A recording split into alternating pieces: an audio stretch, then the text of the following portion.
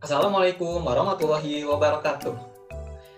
Segala puji bagi Allah Tuhan semesta alam yang telah memberikan nikmat dan hidayahnya sehingga kita dan saya bisa mempresentasikan hasil penelitian saya kali ini. Sholawat serta salam semoga tercurah limpahkan kepada junjungan kita Nabi besar Nabi Muhammad Shallallahu Alaihi Wasallam. Tak lupa kepada para sahabat, keluarga dan tabiin tabiatnya serta kita selaku umatnya. Sebelumnya saya ingin mengucapkan terima kasih kepada Bapak Daris Hadianto SPD MPD yang telah memberikan bimbingannya dan mengajarkan saya sehingga saya dapat menyelesaikan penelitian saya ini. Sebelumnya, perkenalkan nama saya Muhammad Degala Zuardi dengan nomonim 2008670, Prodi Perpustakaan dan Sains Informasi Universitas Pendidikan Indonesia. Baik, di sini saya akan menjelaskan hasil penelitian saya yang berjudul Pengaruh Penggunaan Bahasa Inggris dalam Pembelajaran Terhadap Efektivitas Komunikasi di Kelas. Nah, di sini ada pendahuluan atau latar belakang dari masalah penelitian ini. Ada bahasa Inggris. Nah, bahasa Inggris itu apa? Bahasa Inggris itu merupakan bahasa universal atau bahasa mendunia yang wajib dan dianjurkan. Tidak wajib tapi dianjurkan bagi setiap manusia menguasai bahasa tersebut. Nah, fungsinya itu untuk apa? Fungsinya itu untuk sebagai alat komunikasi secara luas, secara internasional, tidak terbatas oleh siapapun itu, dimanapun itu, kapanpun itu, bagaimanapun itu bisa terjadi. Nah, dampaknya sendiri di Indonesia itu, pemerintah Indonesia khususnya di bidang pendidikan mewajibkan bahasa Inggris menjadi pelajaran umum yang wajib dipelajari oleh masyarakat di Indonesia. Nah, gunanya itu untuk apa? Gunanya itu untuk sebagai penunjang karir di dunia era globalisasi saat ini, di abad 21 ini yang mewajibkan atau yang berdaya saing secara internasional, tidak hanya nasional tetapi internasional seperti itu. Nah, yang setiap ilmu itu pasti ketika kita pelajari pasti ada kesulitan atau hambatan-hambatan tersendiri. Yang di bahasa Inggris ini ada keterampilan aspek. Yang pertama itu ada speaking, berbicara, listening, mendengarkan, writing, menulis, reading, membaca seperti itu. Nah, berdasarkan penelitian oleh Megawati tahun 2016 di Indonesia sendiri, masyarakat Indonesia itu rata-rata kesulitan akan kurangnya kosakata. Kurangnya kosakata ini menjadi sangat penting untuk diperhatikan oleh masyarakat karena dampaknya akan sangat buruk bagi proses pembelajaran bahasa Inggris di Indonesia. Nah, dampaknya itu seperti apa? Dampaknya itu pembelajaran di kelas akan sangat tidak kondusif seperti itu karena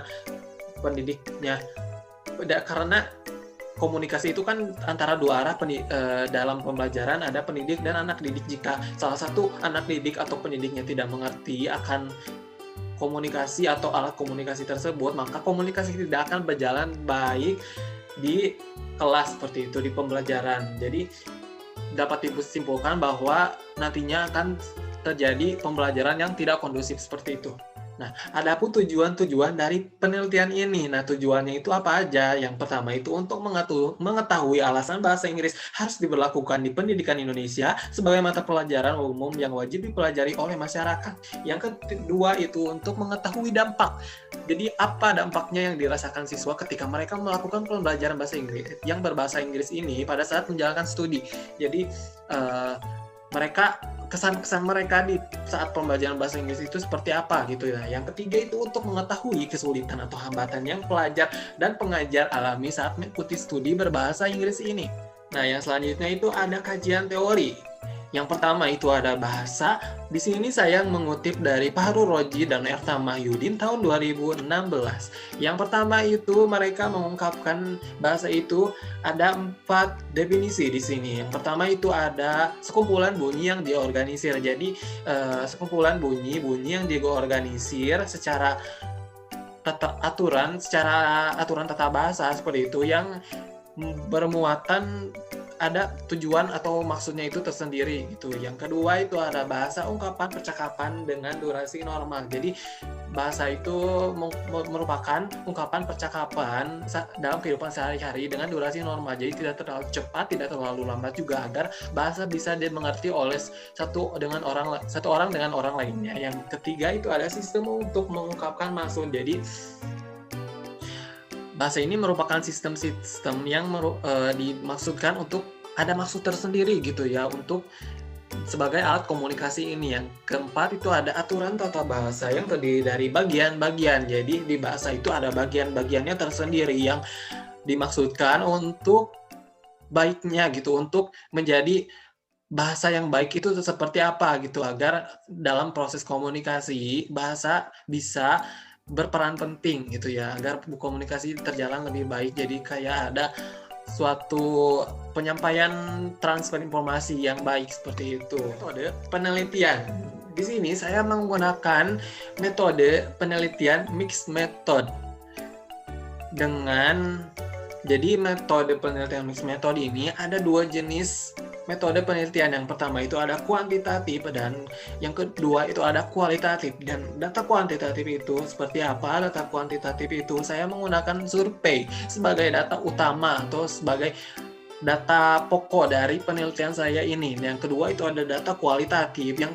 Data kualitatif itu merupakan yang saya pakai itu wawancara langsung. Jadi yang survei itu kepada pelajar gitu ya, yang wawancara itu kepada pendidiknya langsung untuk menguatkan untuk saling menguatkan gitu. Jadi datanya itu untuk saling menguatkan. Yang keempat itu ada instrumen. Nah, di dalam penelitian metode kuantitatif saya menggunakan instrumen Google Forms sebagai pendukung atas berjalannya data metode penelitian kuantitatif ini. Yang kedua itu ada wawancara online. Nah, wawancara saya lakukan untuk sebagai instrumen alat instrumen metode kualitatif saya sebagai pendukung dari data utama, yaitu Google Form tadi yang kuesioner.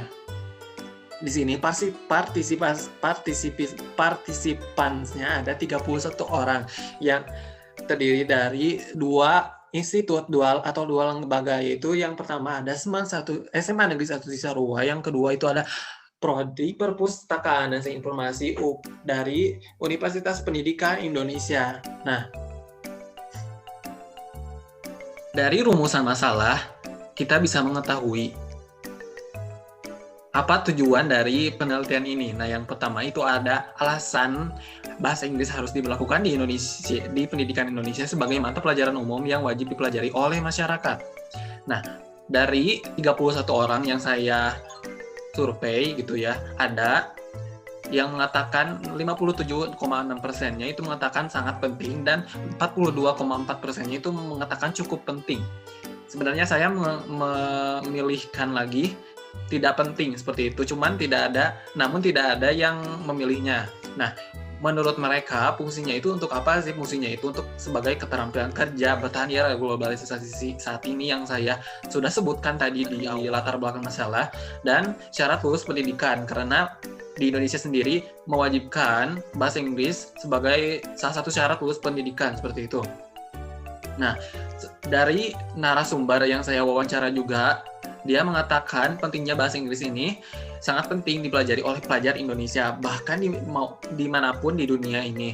Nah, bahasa Inggris adalah bahasa pengantar internasional yang diakui dan digunakan seluruh dunia. Jadi, dengan menguasainya, kita akan mudah berkomunikasi. Seperti yang saya sebutkan tadi di latar belakang, fungsinya itu untuk sebagai komunikasi seperti itu. Nah, mengenal seluruh dunia dan memperoleh ilmu pengetahuan sebagian besar ditulis dalam bahasa Inggris, karena bahasa Inggris adalah bahasa internasional seperti itu. Jadi mendunia lebih banyak seperti itu. Nah, di sini ada tujuan kedua, untuk apa gitu ya. Nah, peneliti ingin mengetahui dampak yang dirasakan siswa ketika mereka melakukan pembelajaran yang berbahasa Inggris pada saat menjalankan studi. Nah, menurut hasil wawancara saya, kepada pendidik, yaitu pendidik mengatakan kesulitan yang dihadapi yaitu banyaknya siswa yang menolak dan bengong saat bahasa Inggris digunakan dalam pembelajaran. Karena mereka mungkin tidak paham sehingga mereka merasa pusing dan malas untuk memperhatikan. Padahal untuk kebanyakan yang suka pada mapel ini atau mata pelajaran ini menjadi suatu keasikan tersendiri dan tantangan bagi mereka, ucapnya. Seperti itu. Nah, di sini ada bukti juga bahwa yang kuantitatif ya. Berdasarkan surveinya itu mereka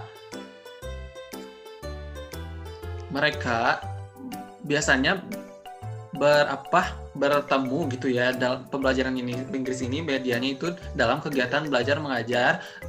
Yang kedua itu ada website, blog atau semacamnya, dan buku paket dan lainnya bisa dilihat di sini di tabel yang kiri yang nomor 4 itu.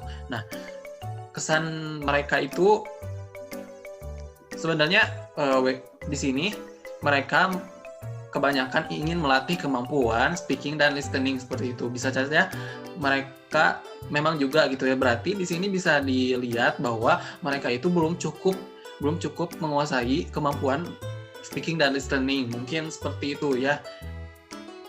Nah, yang kedua itu ada memperbanyak kosakata yang menjadi sumber utama tadi seperti itu. Nah, ada juga di sini bosan karena tidak tahu artinya seperti itu. Nah, mungkin mereka di sini ada sedikit ketidakselarasan ya. Mungkin karena mereka tidak secara formalitas tidak ingin terlalu rendah gitu ya, terlalu menjorokkan diri mereka seperti itu. Semoga bisa dipahami. Dan yang terakhir itu ada untuk mengetahui kesulitan atau hambatan yang pelajar dan pengajar alami saat mengikuti studi berbahasa Inggris ini. Jadi di sini ada kesulitan dari mahasiswa itu sendiri atau siswa itu sendiri dan pendidik dalam mengajarkannya gitu ya.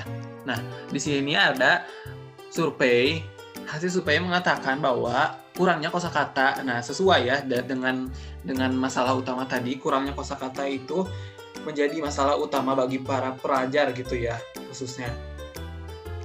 Dan ini diungkapkan juga oleh narasumber kita yang mengatakan kesulitan yang siswa alami umumnya karena miskinnya pembendaharaan kosakata sehingga banyak kalimat yang tidak mereka pahami seperti itu, atau mereka malu dan takut salah seperti itu sehingga nanti ditertawakan dan dipermalukan atas kurangnya keberanian dan penasaran untuk mencoba dan membiasakan diri. Memang dalam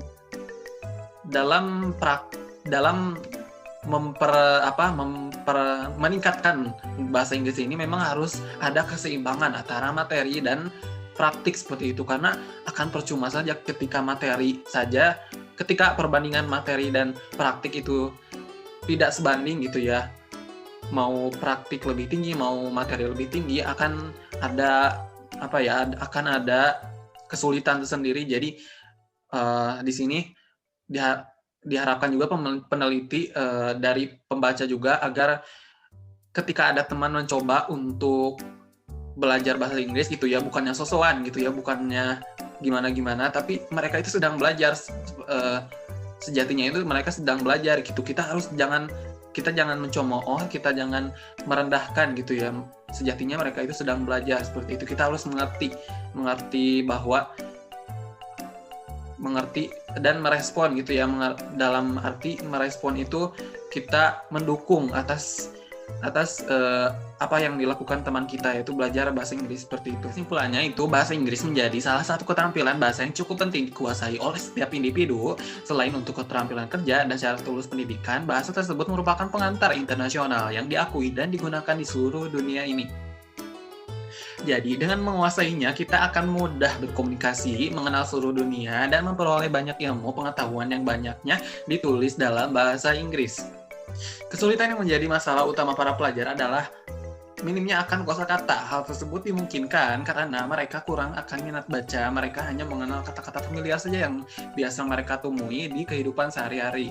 Adapun kesulitan yang dialami oleh pendidik yaitu banyaknya pelajar yang menolak bahasa Inggris digunakan dalam pembelajaran karena mereka tidak paham sehingga mereka merasa pusing dan malas untuk memperhatikan hal Hal tersebut mungkin difaktorkan karena masalah utama tadi, yaitu minimnya kosakata, sehingga ketika mereka mengikuti studi berbahasa Inggris, sebagian besar pembelajaran berlangsung secara tidak kondusif.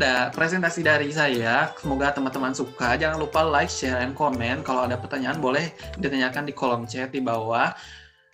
Dan terima kasih. See you in next video. Wassalamualaikum warahmatullahi wabarakatuh.